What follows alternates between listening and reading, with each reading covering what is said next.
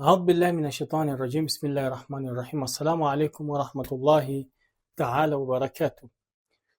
Ni swali ambayo kwamba tunataka tujiulize kwamba huyu mtu aliyekuwa na imani, yani mu'min, ambaye kwamba anamuamini Mwenyezi Mungu Subhanahu wa Ta'ala, na huyu mtu ambaye kwamba anayechukulia vitu vya mada kuwa ndo vitu vya kimsingi kwake yeye, tuseme kwamba kwa nini huyu mtu ambaye kwamba anaye muamini Mwenyezi Mungu Subhanahu wa Ta'ala misingi zake za kuhukumu ni tofauti? Kwa nini anahukumu kwamba yule ambaye kwamba ana imani ndio mtu ambaye kwamba ana uwezo, ndio mtu ambaye kwamba anafaa uongozi, ndio mtu anayefaa moja mbili tatu? Tukirudi mfano katika aya Mwenyezi Mungu Subhanahu wa Ta'ala alipoongea na malaika, Mwenyezi Mungu Subhanahu wa Ta'ala akisema kwamba idh qala rabbuka bismillahir rahmanir rahim wa idh qala rabbuka lil malaikati inni ja'ilun fil ardi khalifa qalu ataj'alu fiha man yufsidu fiha wa yasfiku ad-dima'a wa nahnu nusabbihu bihamdika wa nuqaddisu laka, mpaka mwisho wa aya. Ni kwamba katika aya hizi Mwenyezi Mungu Subhanahu wa Ta'ala, turudi sasa kiakili, ni kwamba aya hizi Mwenyezi Mungu Subhanahu wa Ta'ala ambazo kwamba amekuwa ni mwenye kuongea kuhusiana nazo, akiongea kuhusiana kwamba mimi nataka nijalie katika ardhi kiongozi ambaye kwamba atakuwa ni mwenye kuongoza. Mwenyezi Mungu Subhanahu wa Ta'ala hawezi jalia mtu ambaye kwamba ni maadi kuwa ni kiongozi wa ulimwengu, yani na hawezi jalia mtu ambaye kwamba haamini Mwenyezi Mungu kuwa ni kiongozi katika ulimwengu huu. Yani hata tukirudi katika historia au tukirudi katika aya za Qur'an, hatuwezi pata popote pale Mwenyezi Mungu anasema kwamba anajalia kiongozi katika ardhi awe ni kiongozi mwenye kumwasi. Lakini siku zote tunapata Mwenyezi Mungu Subhanahu wa Ta'ala anajalia katika ardhi mtu ambaye kwamba ni muumini na mtu ambaye kwamba anaita watu katika wema. Tukiangalia katika aya ambazo kwamba zinaongea kuhusiana na Nabii Musa alayhi salam, tukiangalia kuhusiana na aya ambazo kwamba Mwenyezi Mungu Subhanahu wa Ta'ala anaongea kuhusiana na nabii wetu Nabii Adam alayhi salam, Nabii Lut, Nabii Ibrahim, Nabii Nuh alayhi salam na manabii wengine hadi kufikia kwa nabii wetu Mtume Muhammad sallallahu alaihi wa alihi wasallam. Kwa hivyo hukumu ambaye kwamba atakapo hukumu huyo mtu ambaye kwamba ni muumini si sawa na hukumu ambaye kwamba atahukumu mtu ambaye kwamba hamwamini Mwenyezi Mungu Subhanahu wa Ta'ala, mtu ambaye kwamba ni maadiyun. Kwa hivyo ndio maana anasema kwamba li anna indama al-insanu yakunu lahu al-iman, kwa sababu wakati mwanadamu anapokuwa na imani ya Mwenyezi Mungu Subhanahu wa Ta'ala, yakunu aqwa al-insan, anakuwa ni mtu mwenye nguvu zake, anakuwa ni mtu ambaye kwamba yuko thabit, wa akmalil insan, pia anakuwa ni mtu mkamilifu. Mkikumbuka Mwenyezi Mungu Subhanahu wa Ta'ala pindi ambapo kwamba aliposema bismillahir rahmanir rahim ya ayuhan nasu inna khalaqnakum min dhakarin wa untha waja'alnakum shu'uban wa qabaila lita'arafu inna akramakum 'inda Allah atqakum. Yani yule ambaye kwamba anayemwamini Mwenyezi Mungu Subhanahu wa Ta'ala, yule ambaye kwamba yuko karibu na Allah Subhanahu wa Ta'ala, ndio mbora wetu sisi wanadamu.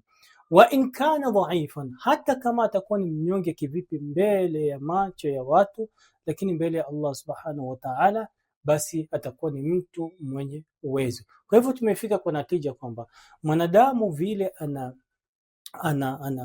nadharia ya kuhukumu watu, mwanadamu vile yuko na nadharia ya kukuja na natija kwa watu, na mwanadamu vile ana nadharia ya kushirikiana na watu, basi wakati ambao kwamba atakaposhirikiana na watu au atakapohukumu mtu, asimhukumu tu kwa kumwangalia je yuko na nini, lakini amhukumu yeye huyu bwana yuko na imani aina gani.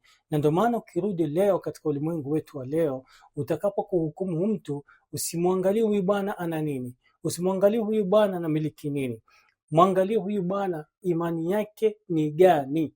Maana wakati ambao kwamba mtu atakapofariki, hafariki na vitu hivyo vyote, haziko na vitu vyote, anaziko na imani yake. Kwa hivyo imani ndio kitu muhimu kwa mwanadamu. Ndio maana anasema wa akmal insan wa in kana dhaifan, hata kama huyu mwanadamu atakuwa ni mnyonge kivipi, lakini mbele Allah Subhanahu wa Ta'ala atakuwa ana nguvu. Anamalizia anasema kwamba hadhi alqiyasat almadiya, yani vipimo hivi ambavyo kwamba ni vipimo vya kimada, vipimo vya kimaterial, wadunyawiya, na vipimo vya kidunia, la tahuzu almanawi. Anamalizia na natija, anasema kwamba baada si kubainisha watu kuhukumu watu wengine, hizo natija ambazo kwamba wanazifikia hawa watu ambao kwamba wanaamini mada, hata kama watahukumu mwanadamu vipi, ni dhaifu vipi, lakini haziwezi tingiza mtu ambaye kwamba, au haziwezi tingiza nadharia, yani maono ya mtu ambaye kwamba yuko na imani au maono ya kiimani. Kwa hivyo anasema fabima anna al-insana, kwa hivyo kana na kama mwanadamu ni nini, ishtirakiyun, ni mtu ambaye kwamba anakuwa ni mwenye kushirikiana na watu wengine, wa ijtimaiyun, na ni mtu ambaye kwamba anakuwa ni mwenye kukusanyika na watu wengine, yani kuishi na watu wengine. Yahkumul akharina, hapa sasa ni nukta ya pili. Anasema yahkumul akharina bima laysa fihim, mwanadamu kwa vile anaishi na wanadamu, mwanadamu kwa vile anashirikiana na wanadamu, mwanadamu kwa vile anajumuika na wanadamu, yahkumul akharin, anahukumu watu wengine, bima laysa fihim, bima fihi, kwa kitu ambacho kwamba haiko kwao, kupima na ile kitu ambacho kwamba iko kwake. Naeleza, wakati ambao kama mwanadamu atakuwa iko peke yake, wakati mwingine atahukumu kitu ambacho kwamba hakiko kwa watu, ambacho kwamba kiko kwake. Mathalan, sisi tumezoea hivi, alafu ndo tukuje katika hii nukta. Sisi tumezoea katika dunia ya leo kwamba ukienda katika mji fulani, unasema mji wangu uko na kitu fulani, lakini nyinyi hamna, na nyinyi mko na kitu fulani ambao kwamba mji wetu sisi hatuna. Sasa kwa vile mwanadamu ni ishtirakio, kwa vile mwanadamu anapenda kuishi na watu wengine, anapenda kupima vitu hivyo, kwamba nyinyi mko na kitu fulani ambaye kwamba mimi, au nyinyi hamna kitu fulani ambaye kwamba mimi ninacho, na nyinyi mko na kitu fulani ambacho kwamba mimi sina. Ndio bwana anasema yahkumul akharin, anahukumu watu wengine, bima laysa fihim, kwa kitu ambacho kwamba hakimu kwao, bima fihi, kwa yale ambayo kwamba iko kwake. Wa hadha lahu atharun, na kuhukumu aina huku, tuanze kwa kwanza na hii nukta kwanza, na kuhukumu aina hii iko na athari. Mtu kuhukumu watu kwa kitu ambacho kwamba anacho, kwa kitu ambacho kwamba hawana, iko na athari. Tutaeleza vizuri sana kwa urefu, wasanuwadhihuhu, na tutaieleza wama. Hiyo ni ya kwanza, hiyo ni nukta ya kwanza. Kwa hivyo tushika kwanza hii nukta kwamba kuna wakati mtu anahukumu vitu ambavyo kwamba iko navyo ambavyo kwamba mwenzake hana, na kinyume chake wama laysa fihi, na kitu ambacho kwamba hana, bima fihim, kwa kitu ambacho kwamba wanacho. Wa hadha sanuwadhihuhu aidan, na hii pia tutakuwa ni wenye kuelezea. Kwa hivyo hapa tushike nukta mbili, ya kwamba kuna wakati mtu anahukumu kitu ambacho kwamba watu wanacho, yeye hana, na kuna wakati bila akas, na kuna wakati ambao kwamba mtu anahukumu kitu ambacho kwamba yeye hana, wenzake wanavyo. Hapo pia iko na athari yake ambayo kwamba tutaelezea.